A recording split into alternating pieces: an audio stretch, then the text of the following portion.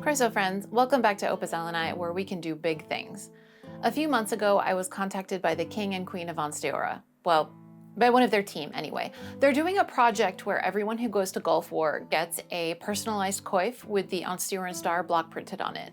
To that end, the populace has been asked to contribute to the project by sewing the coifs together. So when they asked if I would be willing to be responsible for 20 coifs, I figured I could both help out and make a video about how I assembly line large-scale projects like this. Everyone go grab your cuppa. Today, I am drinking Goblin from Tabletop Teas. It is a green oolong blend with toasted rice and hemp seeds. It's got this wonderfully nutty, earthy flavor with just a hint of sweetness from the rice. Let's get into it. Before I start anything else, I want to make sure that my tools are up to the job. This means filling 3 bobbins with thread.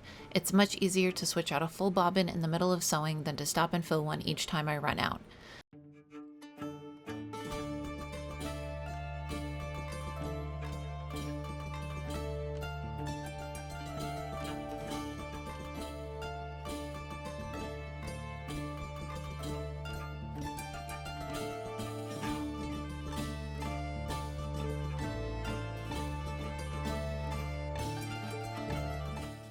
Then I will give my sewing machine a quick clean out with a soft bristled brush and oil it in all of the places recommended in the manual.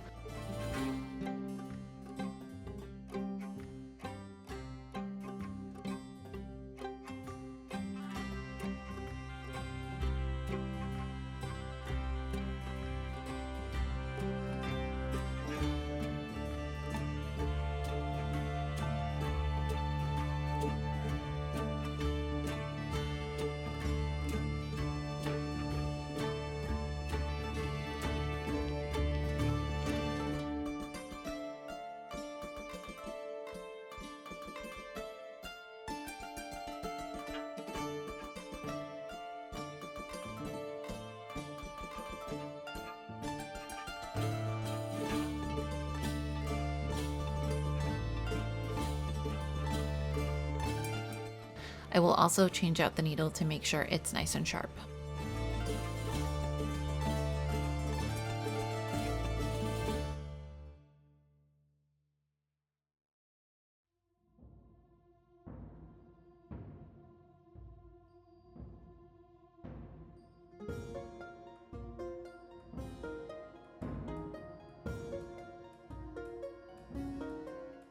Normally at the beginning of a project, I would transfer the pattern pieces onto sturdy cardstock or poster board to make sure that they could hold up to repeated tracing, but the material conveniently came to me already block printed and patterned, so I can skip all that.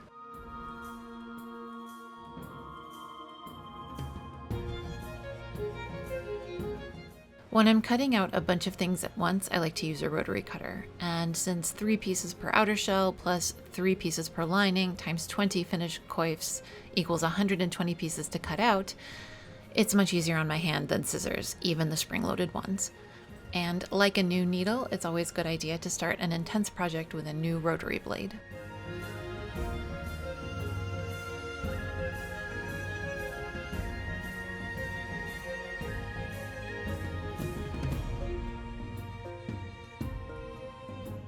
I don't use the rotary cutter often enough to be super accurate with it, but there is a little wiggle room in the tracing lines, and the muscle memory kicks back in after a coif or two.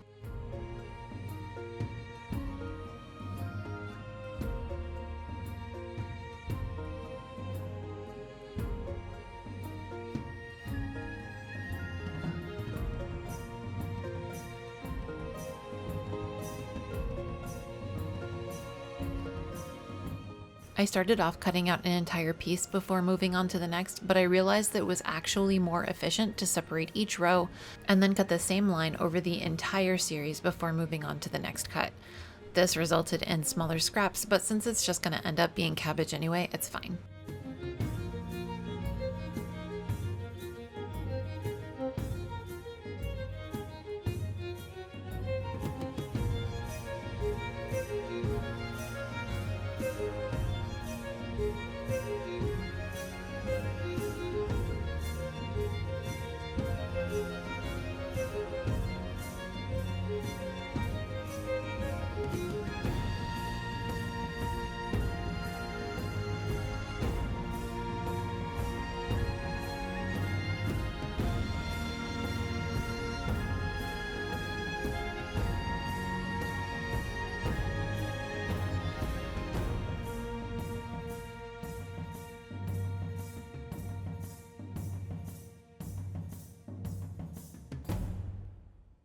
I'm going to use fabric clips instead of pins because they are less fiddly to use and remove, and when I inevitably drop them, they will be much easier to locate.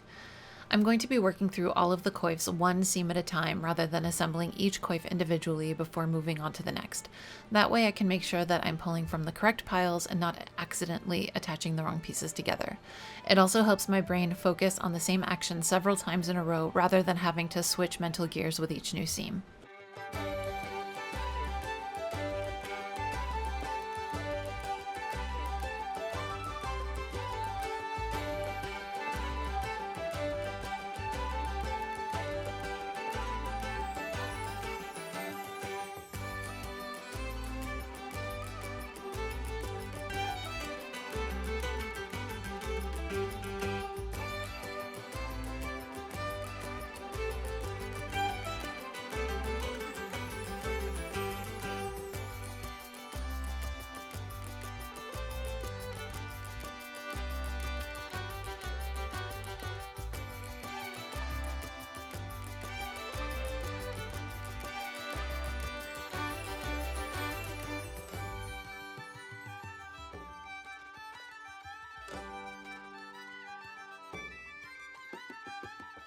I'm going to start sewing the seams, making sure that everything matches up, and locking the seams by stitching backward and forward at the beginning and end of each coif. But instead of stopping and clipping the threads, I'm just going to butt the next coif right up against the last one and continue sewing, again locking the stitches as I go. Not only does this save on the time it takes to stop, clip, and set aside every coif, it also saves on thread since there are no trailing threads at the start and end of every coif. It does, however, make me wish that I had a slightly bigger sewing table. 20 coifs sewn in a line makes for surprisingly bulky bunting.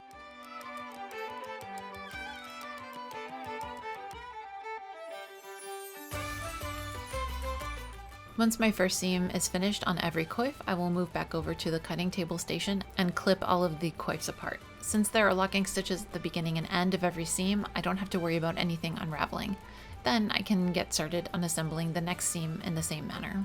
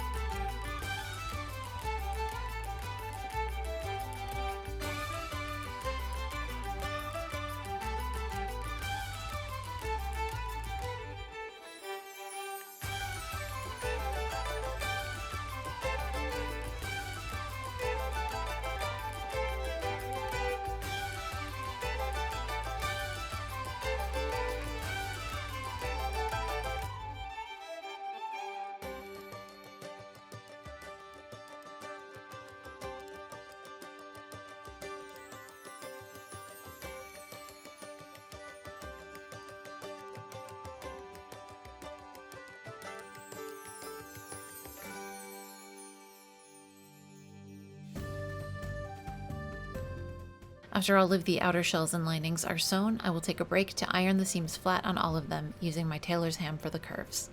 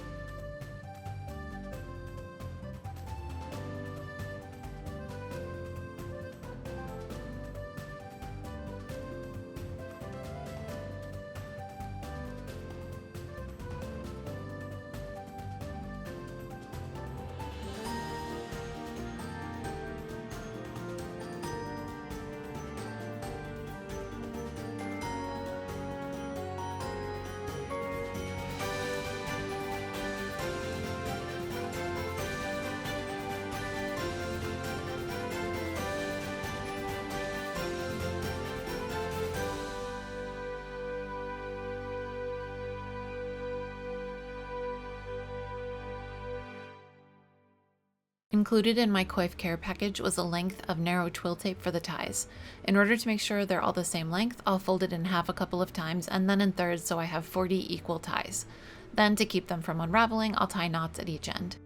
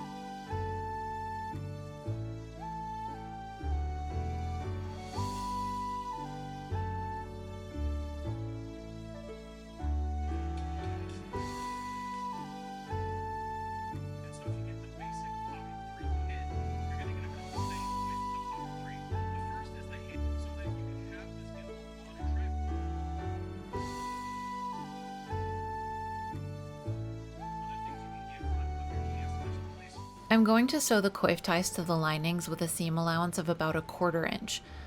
This will mean that I don't have to try and wrangle the ties while also sewing the shell and lining together. Again, I am not cutting the thread in between each tie, I am just sewing them in one long continuous line that I'll cut apart at the end.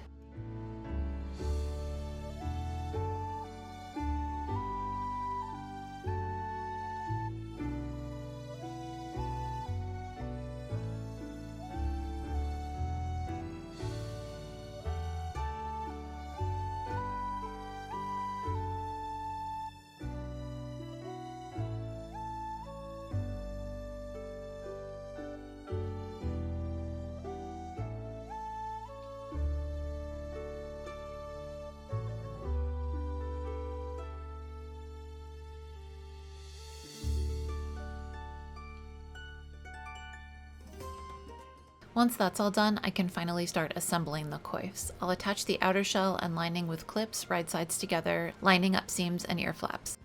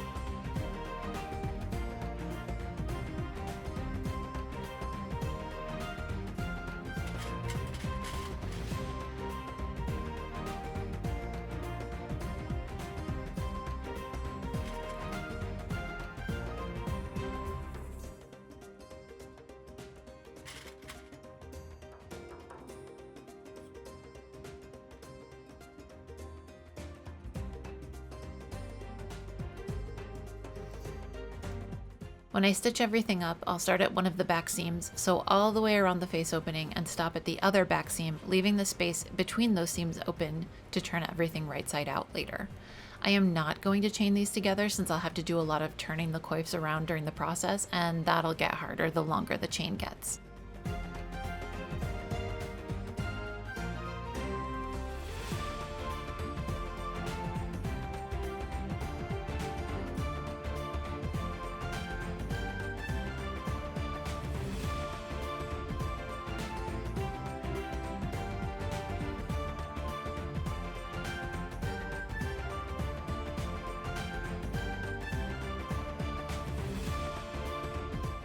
Thank you to all of my current and continuing Ko-fi members. Your support and the support of all of my members and croissants makes it easier to do what I do and provide quality content for everyone. Thank you so much. Stick around after this brief commercial break to watch me finish up this project. Next, I will grade and clip the seams around the ear flaps since they are the tightest curve.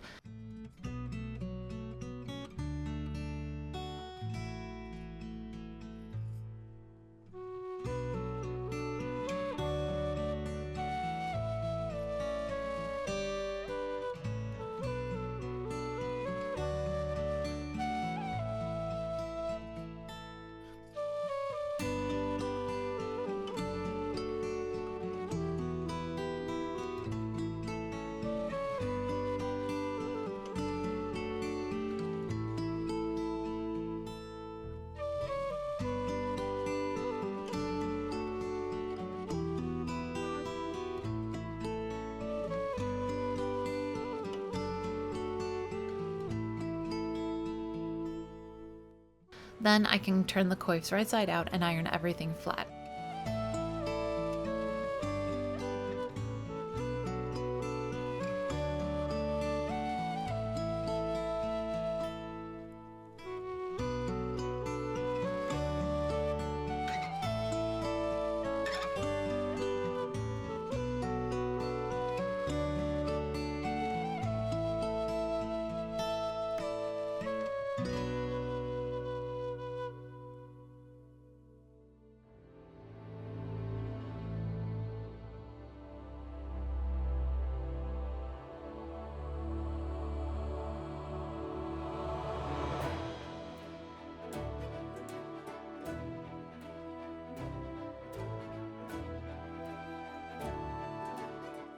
My bone folder, which is technically a bookbinding tool, came in really handy for making sure that the ear flaps are turned all the way out before pressing.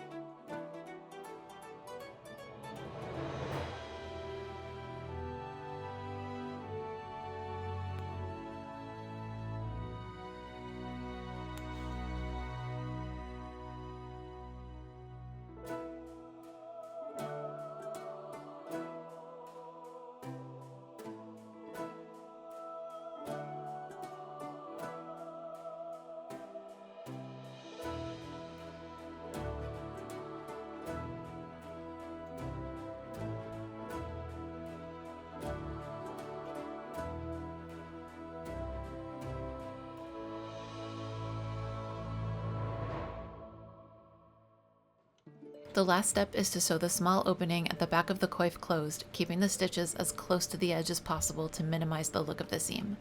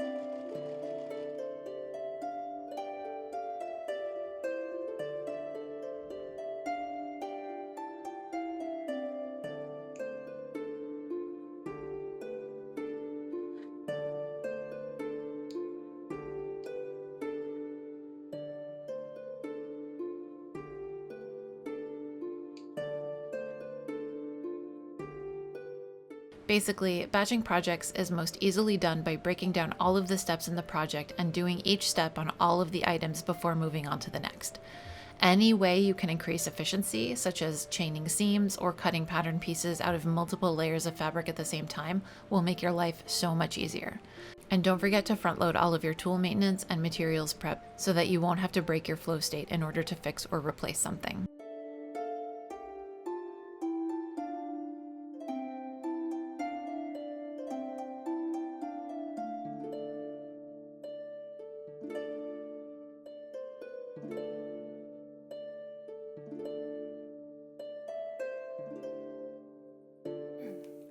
As always, thank you for joining me. It was definitely a relief to get these coifs packed up and sent off 2 days before my deadline. I am very glad to not be surrounded by a sea of harvest gold anymore, but I'm also looking forward to getting one back with my name on it. If you enjoy this channel and you want to support it, you can do that monetarily on my Ko-fi or for free by sharing this or any of my videos with your friends and social media. If you're interested in finding a fantastically supportive community interested in both history and crafting, come join us on the Discord at the link in the description. Until next time, be kind, do the work, continue supporting marginalized people, and keep creating. Hwyl.